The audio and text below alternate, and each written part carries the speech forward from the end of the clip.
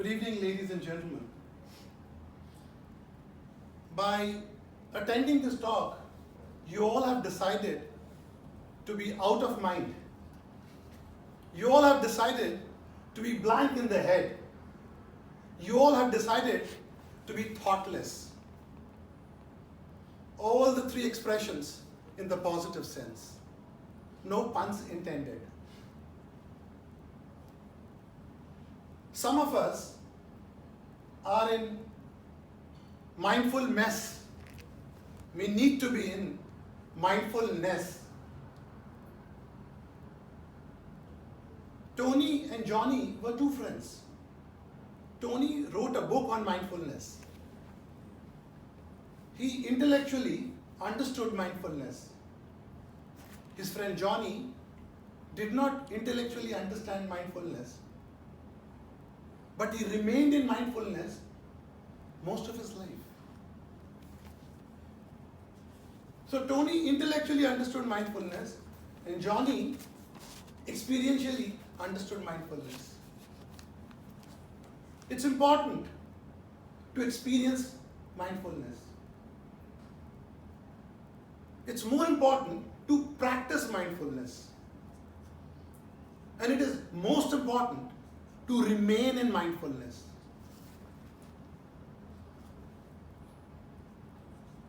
When you intellectually understand mindfulness, it goes to your head. And when you experientially understand mindfulness, it goes to your heart. And mindfulness is a feeling, like love is a feeling. So mindfulness is a feeling. Mindfulness is quality of the heart. Mindfulness is attribute of the heart. Now before we move forward, I would like to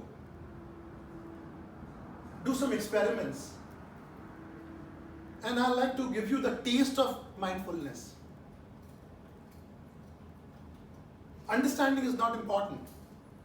Getting the taste of it is more important, because that is what is going to remain with you.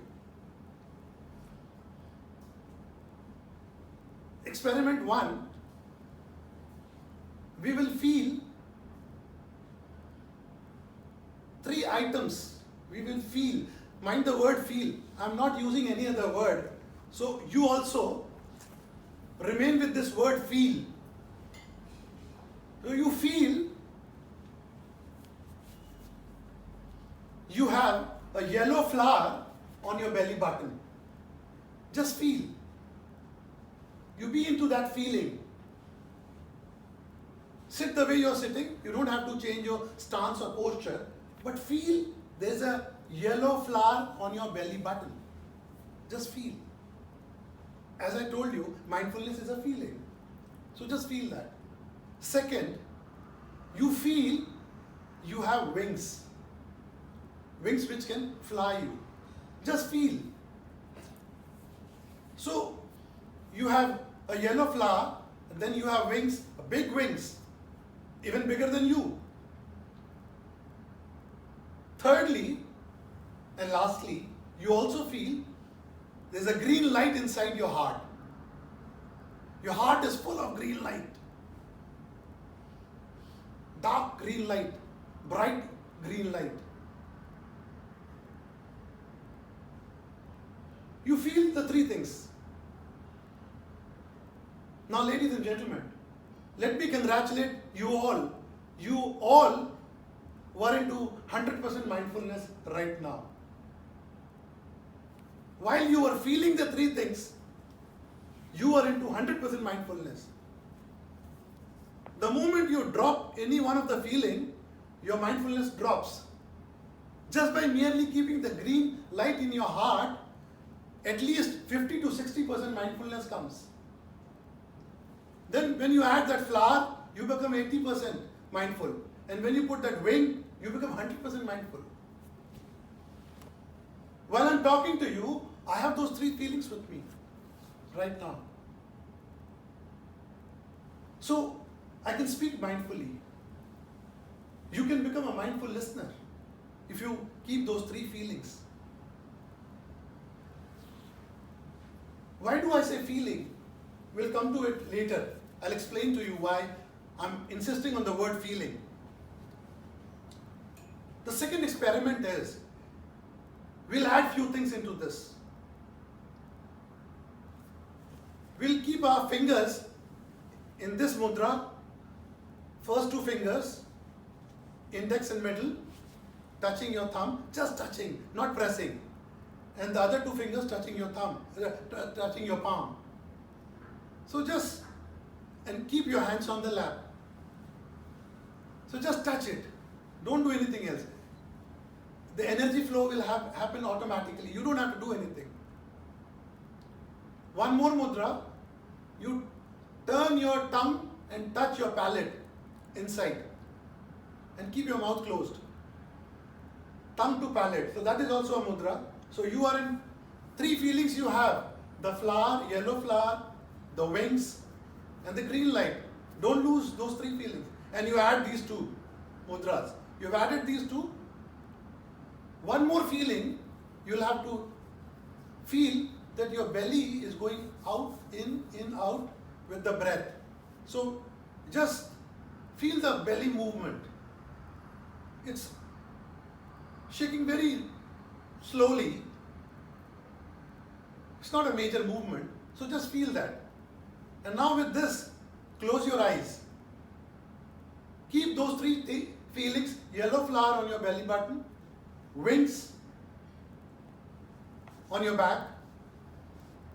Please close your eyes. And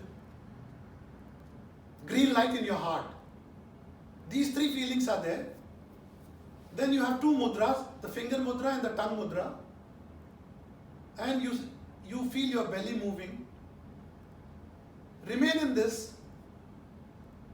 And now you feel there's a downpour of energy on you. So white energy, white light is falling on you. Please don't open your eyes. Whatever you accomplish will be lost the moment you open your eyes. Don't open your eyes till I ask you to open. I'll repeat. Yellow flower on your belly button, wings on your back, green light in your heart, two mudras, tongue mudra and finger mudra. You feel the belly movement and there is a heavy downpour of light on you. The white light is falling on you. Feel that light, that energy is falling on you.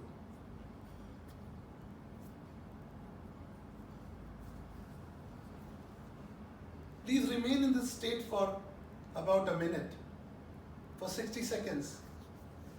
I'll repeat. Even if you miss out anything, don't feel guilty about it. It's okay.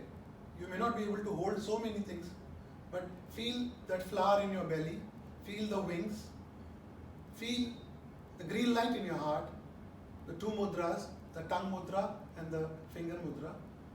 Feel the belly movement and the downpour of light. Try to keep as many as feelings you can with those two mudras.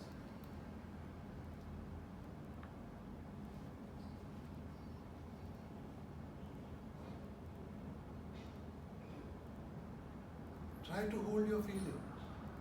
Deepen your feeling. Be passionate about all those feelings. Don't lose your feelings.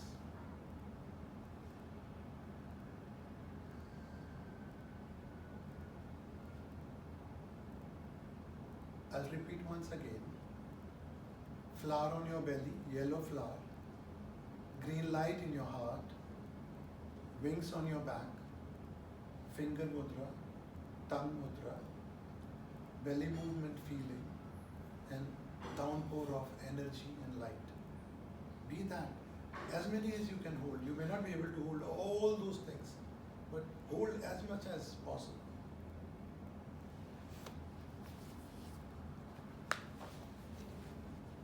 Ten, 9,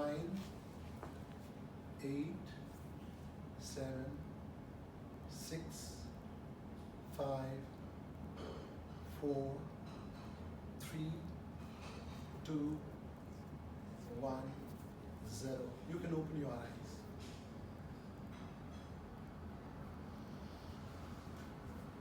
This experiment should have been done at least for 30 minutes. But we don't have the luxury of time over here. So I request you all, when you go back home in the night, when you're about to sleep, do this experiment. Close your eyes and do this for 30 minutes. If you cannot do for 30 minutes, do it for 20 minutes. The first experiment we did, you became thoughtless. You had no thoughts. Your mind is quiet. You stopped thinking. In the second experiment, you did not have a mind. You were into mindless state. There was no mind. You existed. Your body was also not there. Your mind was also not there. And when we talk about mindfulness, at the highest level, not at the beginner level, you were 100% mindful in the first experiment, and in the second one, in mindfulness, by definition, we look at the mind.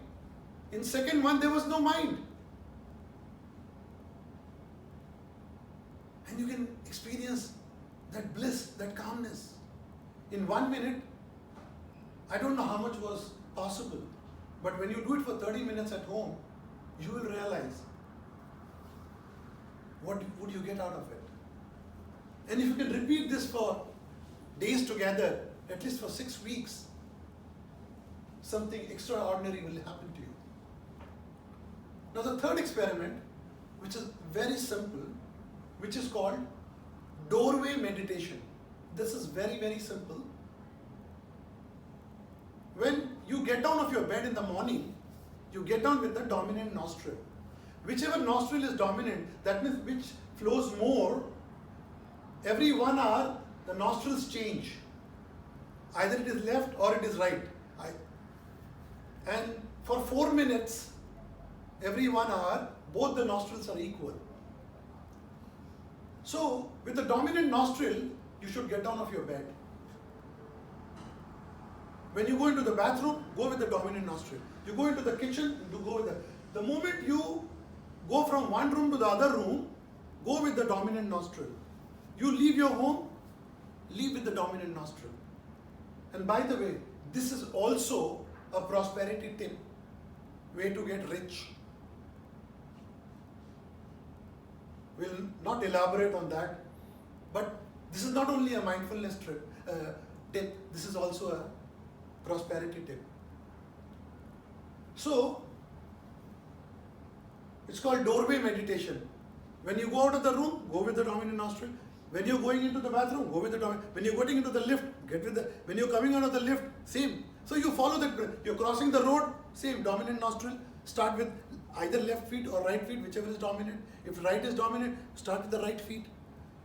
When you finish the crossing the road and when you getting onto the pavement, again with the dominant nostril. So you maintain that. Throughout the day you can maintain it. I try to practice it as much as possible. Sometimes I forget.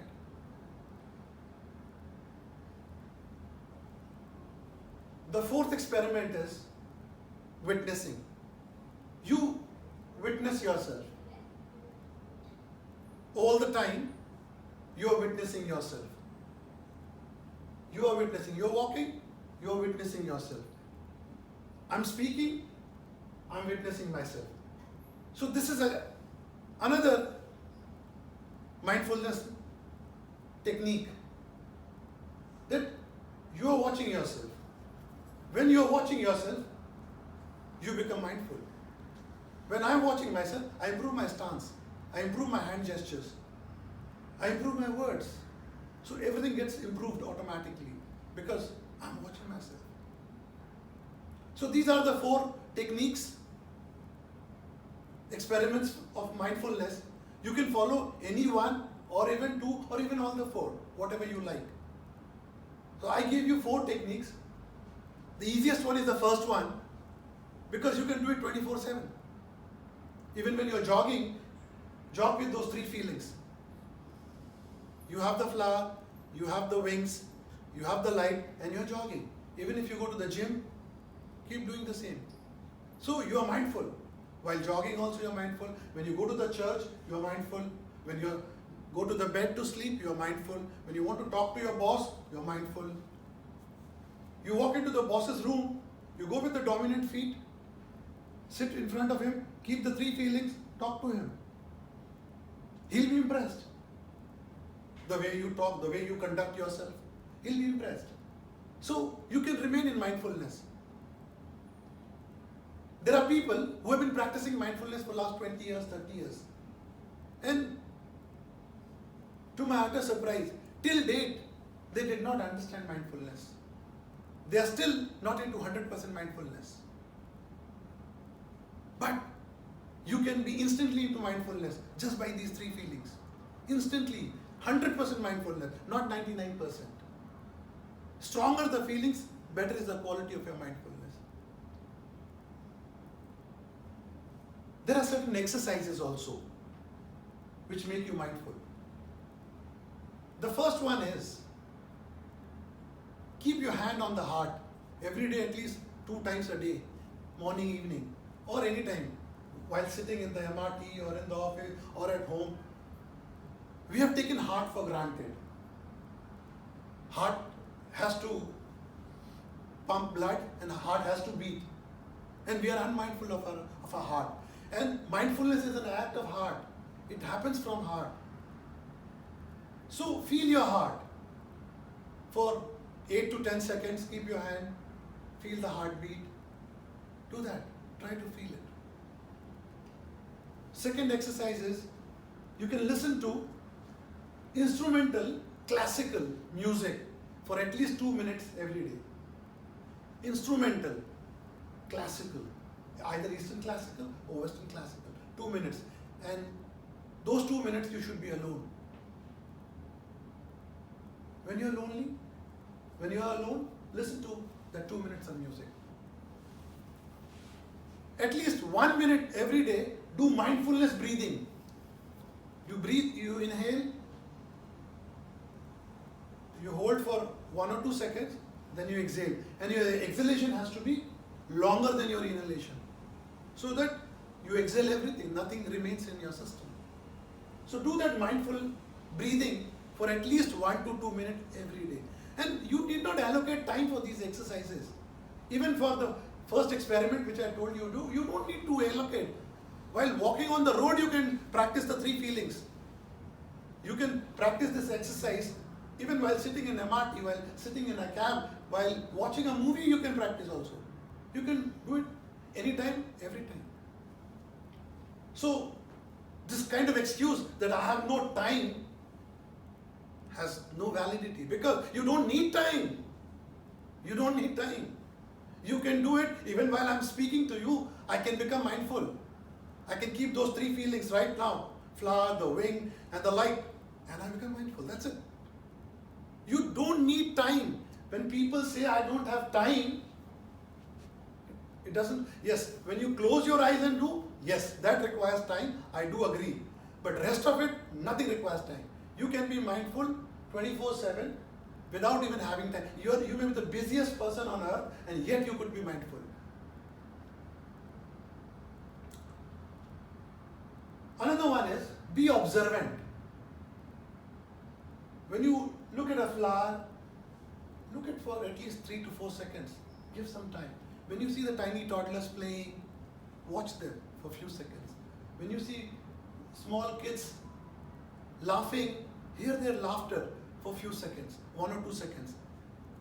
That will enhance your mindfulness. You're relating to life. Because we have become very mechanical.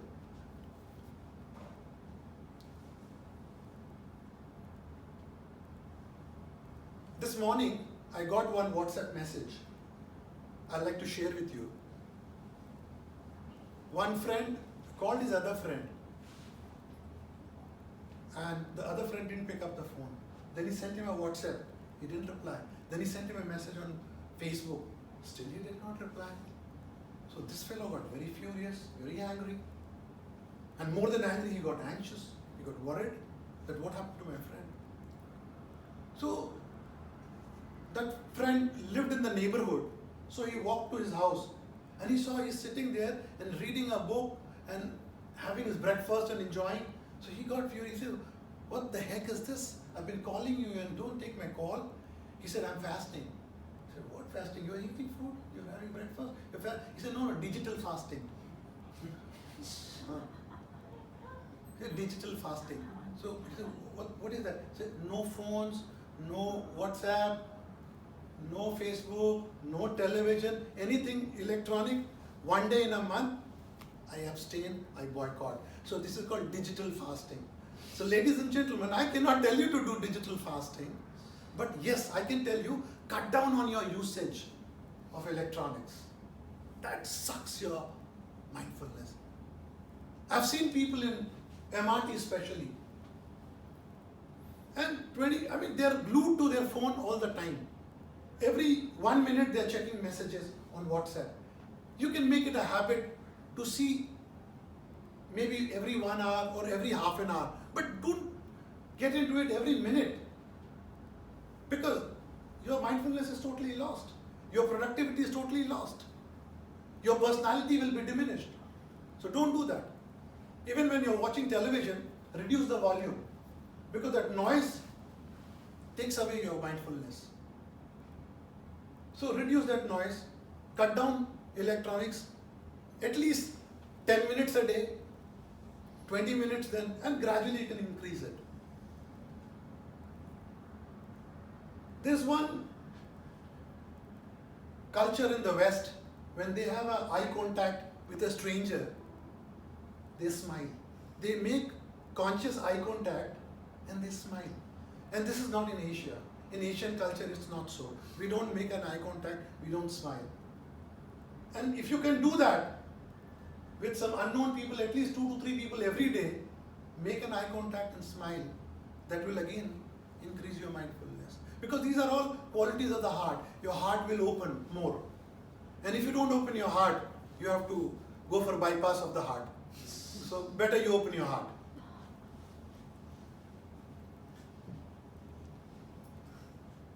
Then, as I told you, tongue to the palate, you can keep it anytime. Even while listening to me, you can keep the tongue to palate. It brings awareness in you. And they have other advantages. I'm not going into what are the other advantages, but it does many other benefits to you. But you can do that, instantly you become mindful. In one of the talks I was sharing, that there's a Zen master, his name is Bokozu. And what he would do, he would call out his name, Bokozu! And then say, yes, I'm right here. So his disciples would ask him, why do you do such a funny act? Why do you do this? He said, when my mind goes wandering, I bring it back. So this is my way of bringing back my mind in the present. So my mind is wandering here and there, so you can call out your name. Say your name is Linda. Linda! Yes, I'm here. So obviously you can't do it in your office when your boss is around, but you can do it in your mind. You can call out your name in your mind. And you say, yes, I'm here. You can do it within your mind. There's another one which is very easy. Keep asking this question. What am I doing right now? What am I doing right now? Ask this question at least 4 or 5 times to yourself. Whenever you're sitting in the office or something, what am I doing right now? What am I doing? And your awareness comes back. Immediately, your awareness comes to you. It is centered. What am I doing right now? Because most of the time you don't know what are you doing. So you ask yourself, what am I doing right now? So you can practice that. Mindfulness is all about changing habits. Some people have a habit of smoking. Some people have the habit of getting angry. It's more habitual than behavior. You can conquer this through mindfulness. Because when you make small changes, the cumulative impact is phenomenal. in 6 weeks, you find a new personality. And I'm not asking you to make a promise today that I will quit smoking. You just say, today I will not smoke. Today I will not smoke. That is a good enough statement. Today I will not. And keep a paper slip in your pocket wherein you write, today I will not smoke. So when you put your hand, it reminds you. Today I will not. So only for today. Again tomorrow, again morning you make a resolution. Today I will not smoke. Again day after tomorrow, same resolution you make. Today I will not smoke. So you can live by that resolution. But if I will not do this, then it becomes a little difficult. So today I will not get angry is enough. You just write it and keep it in your pocket. Today I will not get angry. Come what may, today I will not get angry. Even if in a food court somebody spills food on me, I'm not going to get angry. Because I've made a resolution. Today I'm not going to get angry. Then another easy exercise could be in your bathroom, in the mirror, write the word mindfulness in small. So the moment you go into the bathroom, you look at that and the 3 feelings come and everything, whatever you have to do, it reminds you. The moment you go to the every time you go to the bathroom, the word mindfulness, you can, so use your pen or a lipstick and write the word mindfulness in the bathroom. And it will remind you. So while bathing, you are more mindful. While brushing, you are more mindful. In the bathroom, you become more mindful.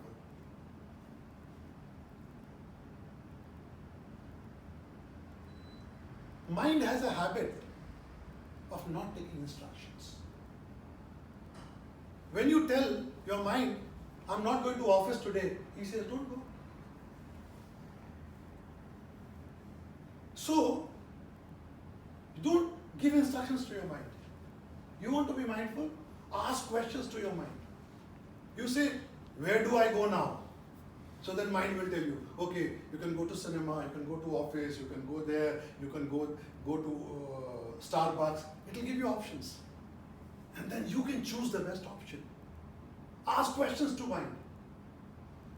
Mind does not like instructions. Mind does not even like advice. But mind is good at answering your questions. So you want to be more mindful, and in a situation when you are working in the office, ask question to your mind. How should I solve this problem? It will give you solutions, various solutions, and you choose one. It's so difficult, I can't do it. He said, don't do it. This is what his mind tells you. So these are the mindfulness exercises. You can adopt 1 or 2 in your life. I gave you so many options. Not that you should do all of these. You can pick up what you like.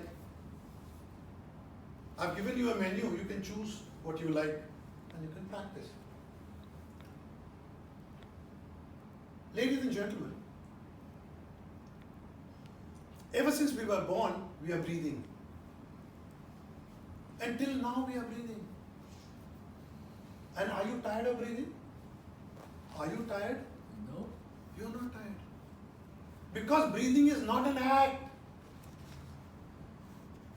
All the books which I saw on mindfulness, all the internet articles which I read on mindfulness, the first line they write is, I could not agree with those.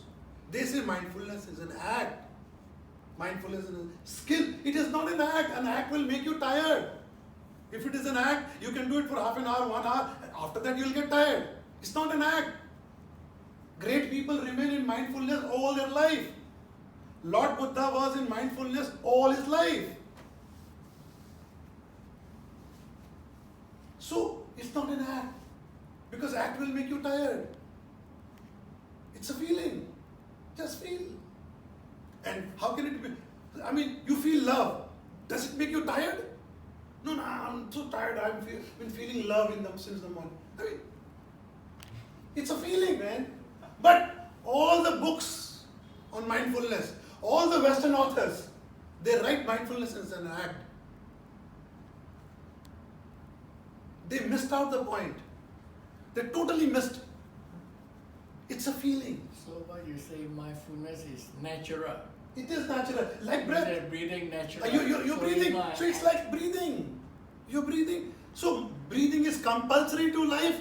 mindfulness is optional to life. It is optional. That's why you did not take it. But it makes you more productive. So be mindful all the time. You can't get tired because it's not an act. It's a feeling. And that feeling which elevates you, it makes you better and better and better. Capable and more capable. This is very important. So when you read books, you might misunderstand. That is why when I started, I've been saying the word feeling, feeling, feeling. I never use the word thinking, thinking. Mindfulness is not thinking. And not doing. And not doing. It's not doing. Mindfulness is not something doing. It's not thinking. It's only a feeling. This is very important. All the Western authors, all the Western practitioners, they have missed out this point. They went wrong on this. Because there is an option, it's They exercise, always, breathing exercise. the best of articles I read, this is where they start from. That this is what you do. And what is this? You don't have to do anything. Not doing is mindfulness. When you do, then you will get tired. I can't do something for 30 minutes. I can't do something. And this is something to be done for whole life. So ladies and gentlemen, this is very, very important. Very, very important. Get it in your... So that's why I started with the word feeling. And the mindfulness is a feeling, feeling, feeling. Just remember that. And it is nothing else. Like love is a feeling. Now, intellectually somebody tries to explain you love, you can never understand. See, it's a feeling. That's why mindfulness is such a complex topic. So many people speak, they speak so eloquently, and the listeners, they enjoy listening, and after a while everything is lost. The take home is zero. But here, my dear friends, your take home is there. That first experiment, please take it home. Keep it with you all your life. What may happen is you may forget. For instance, even if you forget breathing, still you breathe. But you may forget to be in mindfulness. That can happen to you. But the moment, again try to keep those feelings. Again you forget. Again you try to keep those feelings. Don't think about it. Thinking will take you to the wrong side. Mind has 70,000 thoughts. And you have to change from within, because that seed level change has to happen in you. Your belief system has to change. You have to believe mindfulness is a feeling. The problem is, we have intellectually made it a commodity. That is why we are having problems. There was a Zen master, he went to a pizza parlor. And he said, give me a slice of pizza. And he gave a $50 bill. So the vendor gave him pizza and started attending the next customer. So the Zen master said, where is my change? So he replied, sir, change must come from within.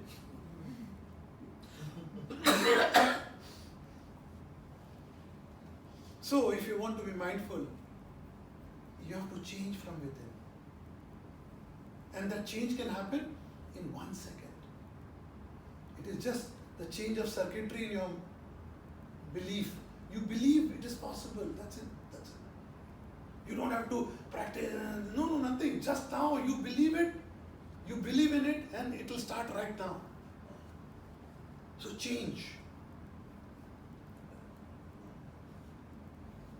Most of the Western authors, they say that it is in the present. And in the present, you remain in the present, that's why you are mindful? No. You are mindful, that's why you become in the present. When you are mindful, then automatically you come in the present. You come here now. You don't live life in one go. You live in the moment, then another moment, then one moment, then one moment, and every moment when you add up, it becomes a life. You can't live two moments in one time. You have to live one moment, then one moment, and then one moment. So, when we talk about mindfulness, we are in the moment, in the present.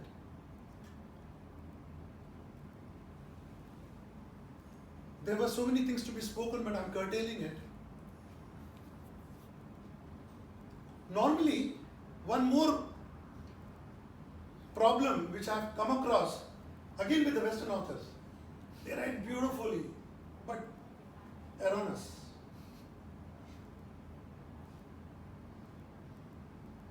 Some of them have taken mindfulness to be concentration. And when we talk about concentration, concentration is when you exclude everything, exclude. I'm only looking at one person. So I exclude everything, I look at one. So that is concentration. One idea, one thought, one person. So you concentrate on something and you work. About 60, 70, 80 years ago, West was obsessed with concentrate. You must concentrate and study. Focus. They used to use the word concentrate and study. Then they realized that they are making a mistake. Now they say mindfully study. They have changed. Concentration is an act. Mindfulness is not an act. It's an act. You're concentrating.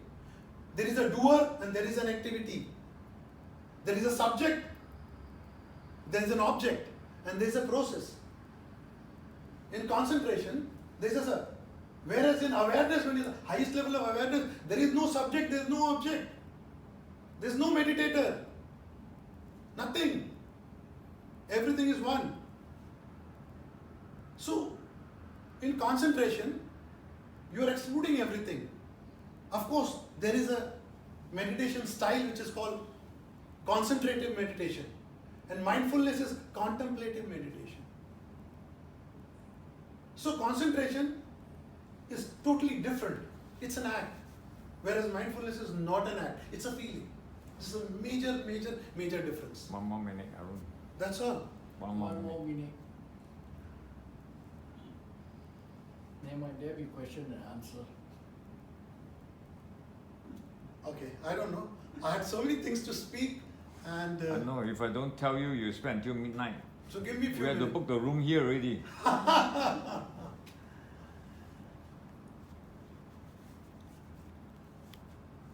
A Zen master, somebody asked him, "Sir, can I send you an email?" He says, "Yes, you can, but no attachments, please."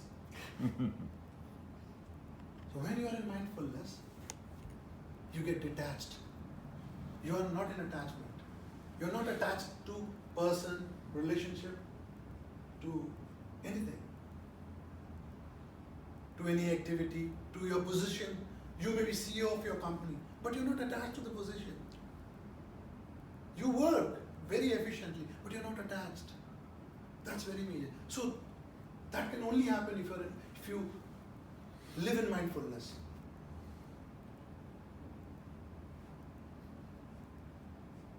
I'll end up with this. Few years ago, I went to London, about 5-6 years ago, and I saw that signage in the tube, "Mind the gap, mind the gap, mind the gap." And that made a very huge impact on me, that mind the gap. It is so true for mindfulness, that mind the gap. A train is going in the underground, you can see compartment, then another compartment, then another compartment, and you can see compartment, and the train passes through. That is one way of seeing. The other way of seeing could be, see the gap between the two compartments, and then the gap, and the gap, and the gap, and so on. When you are in mindfulness, you look at the gap. You don't look at the compartment. Because there are thoughts coming in your mind. So, all the Western authors, they say, watch your thoughts, look at your thought. My question is, why should I look at the thoughts? I want to get rid of my thoughts. All the books and the articles and the internet says, they define mindfulness like this, that you are watching the mind, you are watching your thoughts. The Eastern authors don't write this. They say you don't watch your thoughts in the first place. Why the hell I should watch and then disconnect with it and don't feel anything about it and don't get attached to your thoughts, they say. Don't ride on your thoughts. Don't energize your thoughts. So, in the first way, why should I look at my thoughts? So they say, mindfulness is you see your mind, you see your thoughts coming, you see your feelings. So why should I see the thoughts? I should not see the thoughts at all. I should see between the thought there is a gap. See the gap. And the gap, as the gap gets bigger, bigger, bigger, you get into no mind zone. So mindfulness is not, as every book says, watch your thoughts. I tell you, don't watch your thoughts at all. You don't need, no need, bypass the mind at all. So, you are instantly 100% in awareness. So, ladies and gentlemen, I have much more to share, much more to speak. I'm constrained by time, but you can ask me any question whether I've spoken on, or even if I have not spoken, anything related to mindfulness, meditation, consciousness, awareness, you can ask me any question. Keep your questions ready. Thank you very much.